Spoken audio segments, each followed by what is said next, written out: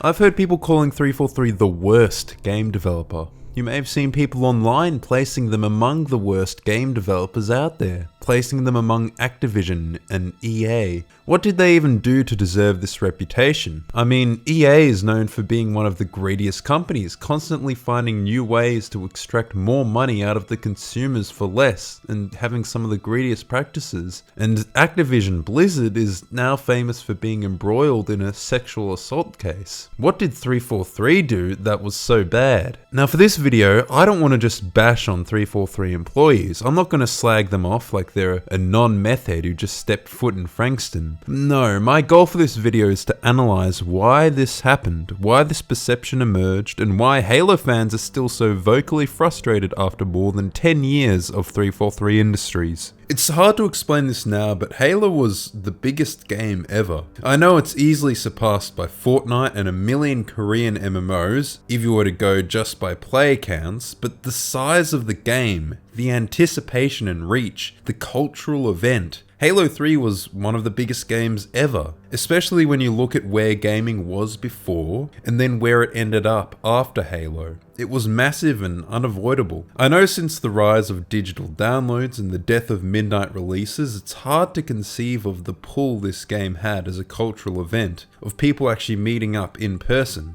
Bungie is a kind of left field studio. They emerged from an isolated swamp free of the broader evolutionary players of the games industry. They're in Mac Gaming, where they dominated with the Marathon series. Jason Jones, the programmer, designer, writer, co-founder of Bungie, was an important mind in creating all their games. He basically had a decade of non-stop game dev experience up to when he started work on Halo in his late 20s. New design, new tech. Not many people know this, but for a very long time, like 4 to 5 years, there was no game. Just a bunch of ideas. A bunch of art that would never be used. Crazy promises. It was like Woodstock for people who are allergic to sunlight. There was no game until like 9 months before release. A big factor that actually did push them to release was the acquisition of Bungie by Microsoft. Bungie's financial situation was somewhat strained following a recall of Myth 2 caused by a bug that would delete all the data on the user's hard drive. It's in that context that Bungie accepted the purchase offer from Microsoft.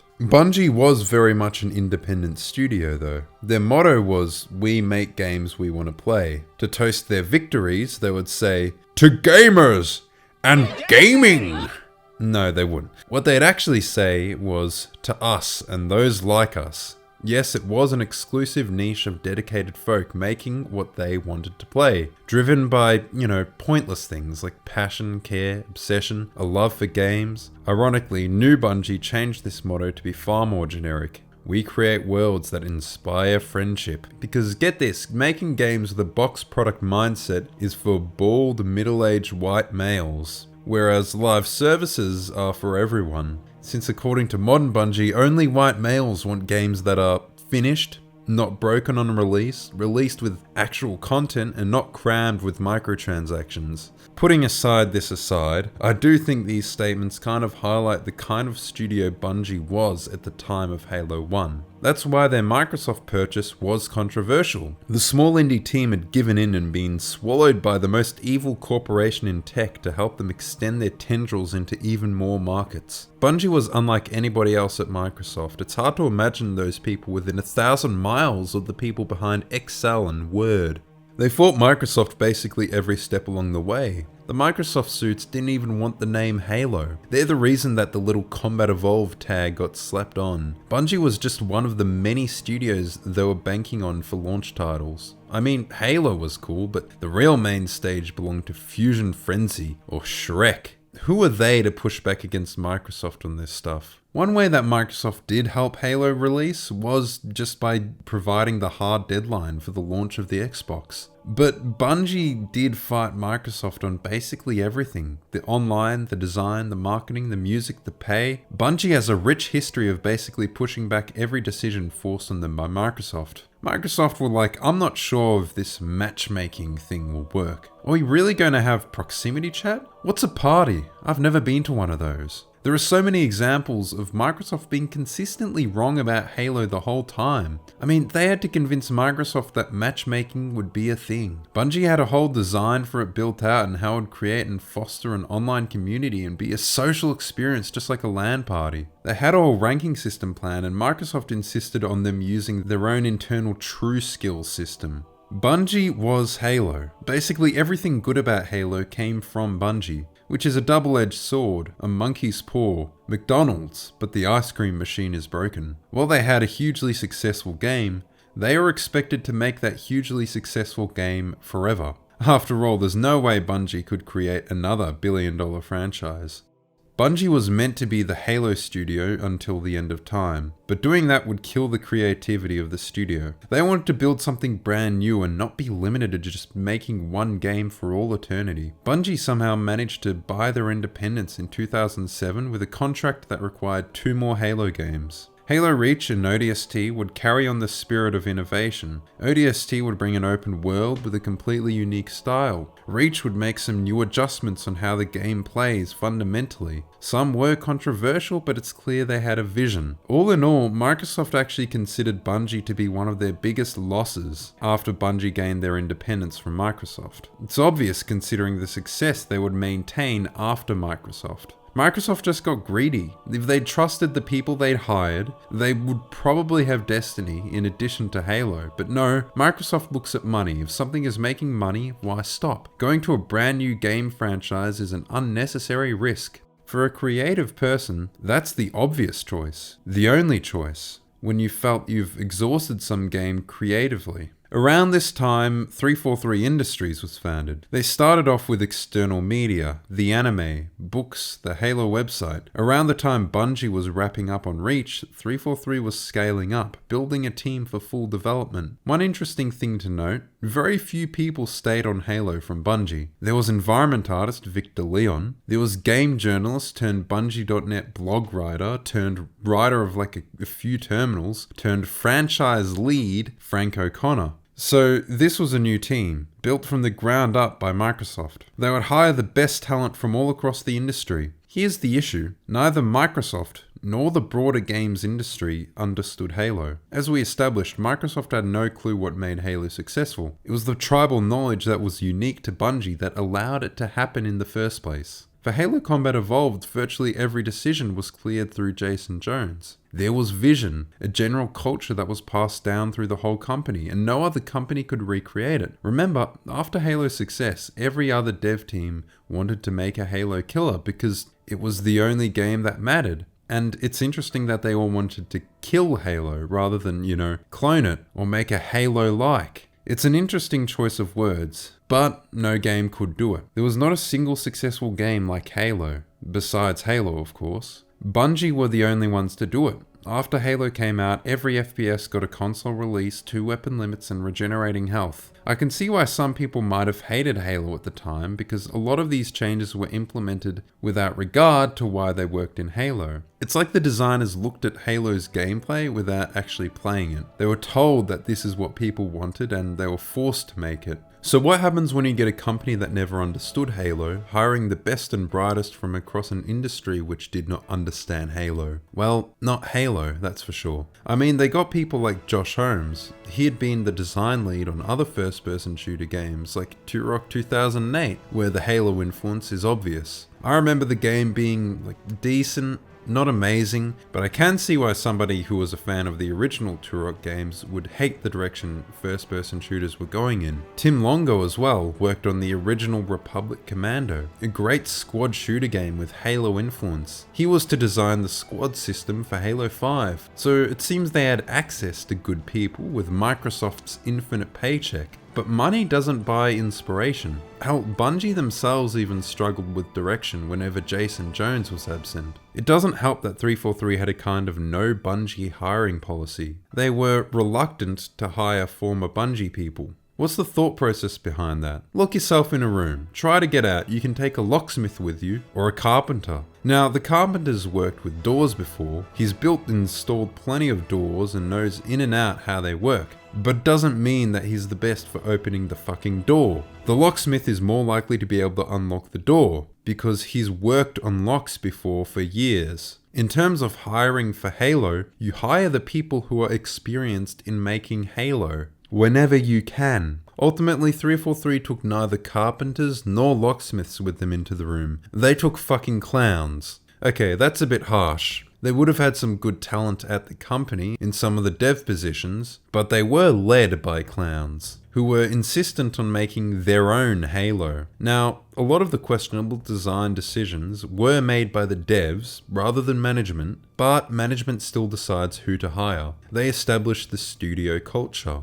the vision, the ethos, how people are expected to behave. What would have been sensible for a new company stepping up to the plate? Maybe try to make at least one traditional Halo before branching out and innovating. Prove you can do it first before building upon it. The worst part is, they didn't even innovate. They just wholesale ripped off ideas from other games and forced them into Halo. In Halo 4, we got constant access to sprint, customizable loadouts, flinch, hit markers, grenade markers, kill streaks, and shitty overpowered or underpowered equipment. From the time of Reach, a feature like sprint was controversial. It's funny, you can find deprecated sprint functionality in the tags for old Halo games going back to like Halo 2, but it never made it into the games, and Bungie thought long and hard about it, countless hours spent tuning the movement. They'd considered sprint and decided to cut it. Halo's movement is refined, everything about how it plays was thoroughly considered. There is a reason sprint got cut in the prototyping phase. But with Halo 5, they were still insistent on their own version of the game. The fans were wrong. They were an obstacle to 343's vision of the game. They were arrogant and condescending, even in their marketing. Secure your noise hole, soldier! Grown-ups are talking. Can you imagine that entitlement? That's the entitlement of people who never had to build their own audience.